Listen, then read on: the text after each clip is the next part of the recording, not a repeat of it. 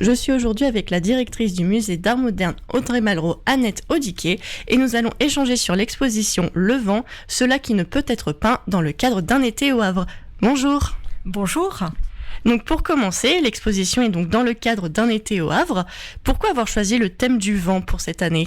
Eh bien, en fait, le vent, il est présent dans nos collections à travers donc des œuvres impressionnistes, tout particulièrement. Et puis, le vent, c'est aussi un élément qui, depuis les salles du musée André Malraux, est particulièrement visible. C'est-à-dire que le visiteur qui vient ici, eh bien, a comme spectacle à la fois ce paysage maritime ouvert avec ce vent qui chasse les nuages, qui pousse les vagues, et puis d'un autre côté, les œuvres d'artistes qui ont essayé de rendre compte, en fait, de ces phénomènes. Donc en fait, c'est un sujet un peu évident pour nous, qui trottait dans notre tête depuis un certain nombre d'années, parce que des expositions comme ça, on les prépare longtemps à l'avance. Et c'est l'occasion pour un été au Havre d'aborder cette question.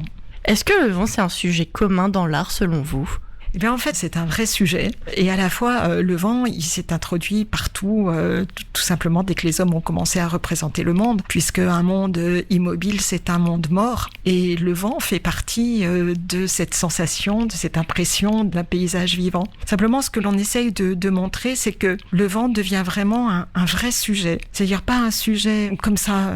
Oui, quand un peintre du XVIIe siècle représente une marine, c'est-à-dire un paysage de mer avec des bateaux sur la mer, bien entendu, que le vent, il est là dans les voiles. Mais peut-on dire pour autant que le sujet, c'est le vent ? Non, pas vraiment. Et c'est vraiment en fait au XIXe siècle, quand les artistes abordent le paysage de manière radicalement nouvelle, que certains vont vraiment faire du vent le sujet de leur œuvre. D'ailleurs, à ce moment-là, certains peintres donneront à certaines de leurs toiles des noms comme le coup de vent, le vent, grand vent sur Frascati. Et ça, c'est vraiment en fait une révolution qui se passe au cours du XIXe siècle.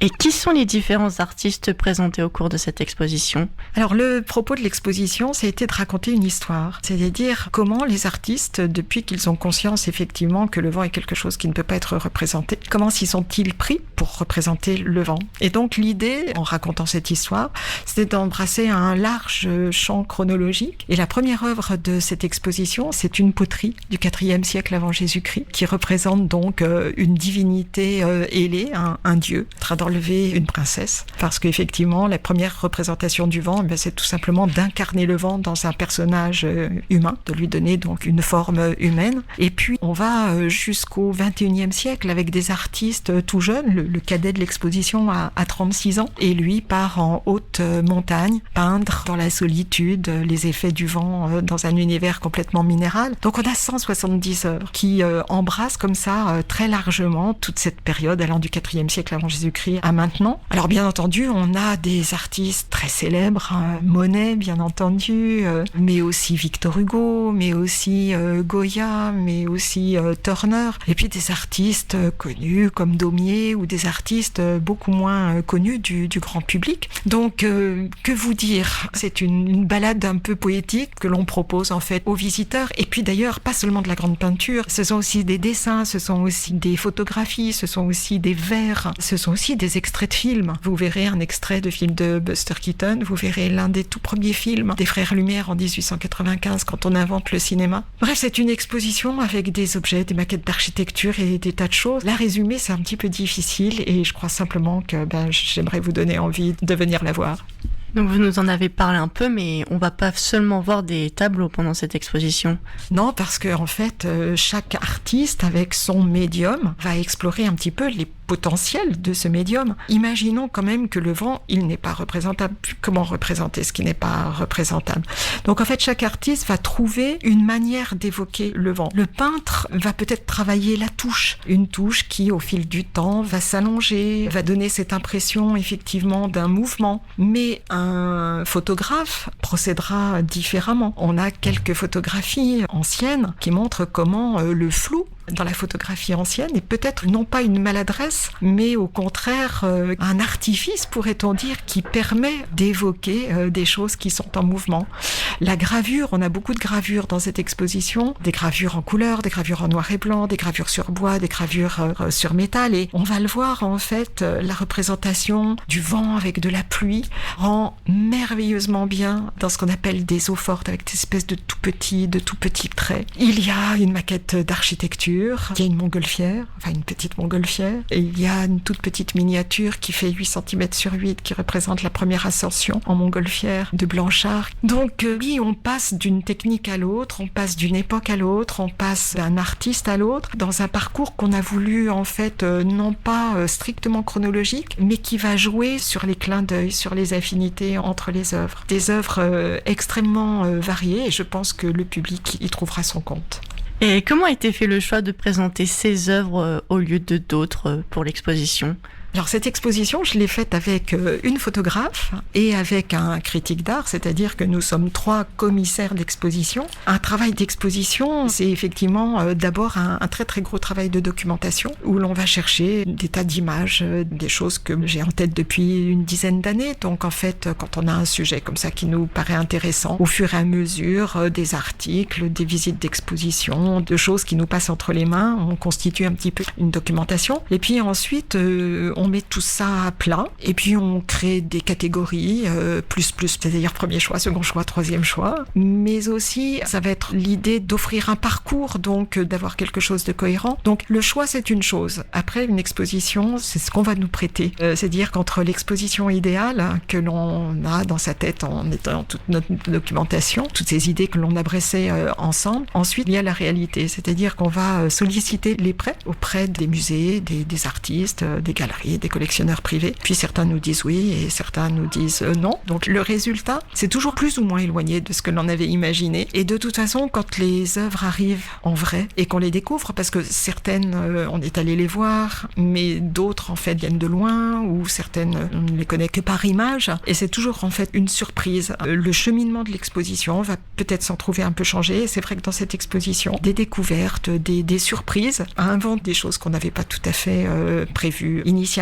Mais en tous les cas, c'est une exposition qui nous ressemble, qui ressemble à ce que l'on avait envie qu'elle soit. Je pense qu'il y a du parti pris dans cette exposition, mais un parti pris qui est celui de la sensibilité, celui d'un parti pris poétique aussi.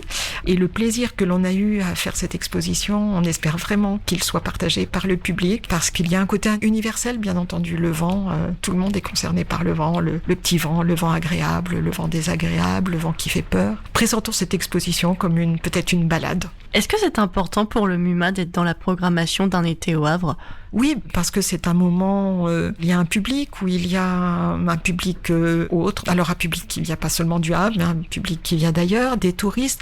Et puis pendant l'été, on est peut-être dans un état d'esprit plus léger, de se laisser porter à la découverte. Et il nous semble que cette exposition, elle répond à cet esprit un petit peu de fantaisie, de légèreté, d'envie de découvrir, de se confronter à de nouvelles choses. Bien entendu, c'est important d'être dans cette dynamique. Et est-ce qu'il y a des événements qui vont se dérouler cet été autour de l'exposition ? Alors oui, il y a des visites qui sont organisées très régulièrement, et j'invite vraiment les auditeurs à se référer à notre site internet. La période estivale est peut-être pas celle qui est propice à faire d'autres types de manifestations, comme des conférences, des rencontres avec des artistes. On les fera peut-être un petit peu plus tard, au mois de septembre, ou un petit peu plus tard encore. J'ai envie d'attirer l'attention sur un événement qui sera en fait le dernier week-end du mois d'août, où on va fêter avec Normandie Impressionniste le 150e anniversaire de la création du tableau de Monet, Impression Soleil Levant. Et à cette occasion, le musée sera ouvert très tôt le matin, de 7h du matin jusqu'à 19h. Et on y verra, dans des conditions un peu particulières, un peu étranges, dans un lieu inattendu, une œuvre vidéo d'une artiste qui s'appelle Caroline Duchâtelet, qui est déjà présente dans notre exposition, et qui sera donc une espèce d'écho à ce vent, mais qui sera plus inscrit en fait dans cette thématique de la lumière du petit matin que Claude Monet Monet donc a choisi de peindre et merveilleusement donc en 1872. Et pour qui s'adresse cette exposition ? Je crois à tout le monde, il faut se laisser entraîner. Je crois que le visuel que nous avons choisi pour cette exposition, qui est une œuvre d'un artiste qui est peut-être pas connu du grand public, qui s'appelle Gérard, qui est une œuvre du tout début du 19e siècle, qui représente donc la déesse des fleurs, Flore, qui est toute en fait enveloppée de ce vent de printemps. Je n'entends que dire combien elle a déjà beaucoup d'amoureux et d'amoureuses au Havre, qu'elle donne envie. Et comme elle, comme cette œuvre, d'autres œuvres sont vraiment des invitations à rêver. Donc je crois vraiment aux enfants comme aux de 7 à 77 ans pour reprendre l'expression. Mais je crois que c'est vraiment une exposition qui se prête à se laisser emporter et à se laisser décoiffer aussi peut-être. Et comment se déroule une visite de l'exposition ? Est-ce que c'est plutôt libre ou est-ce qu'on a des visites guidées ?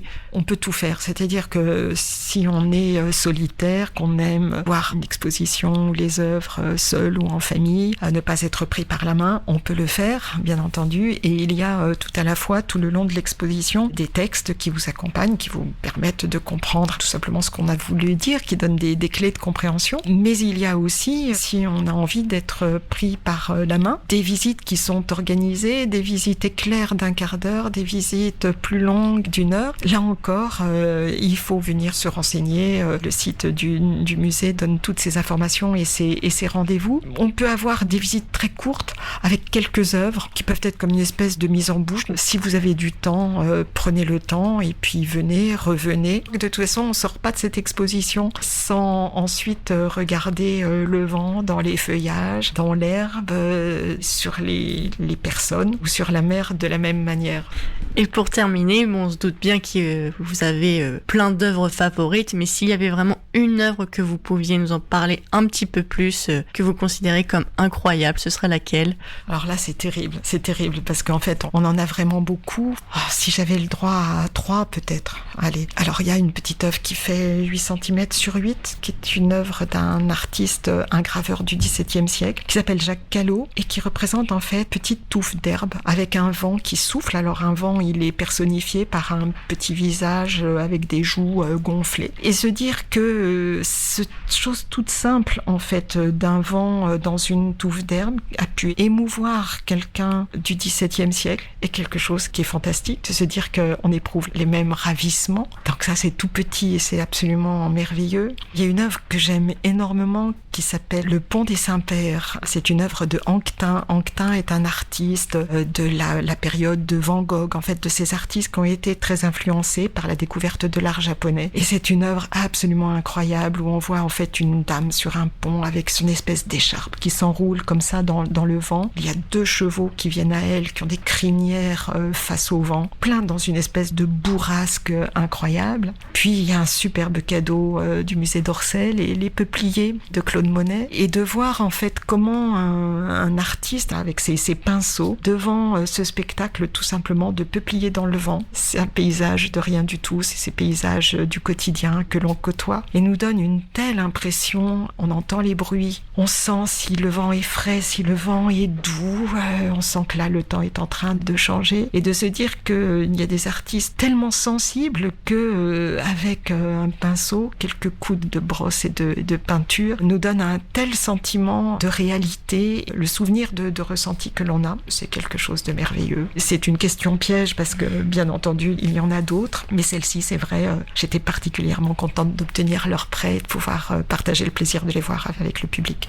Bien, merci pour toutes ces informations. Merci à vous et bonne visite.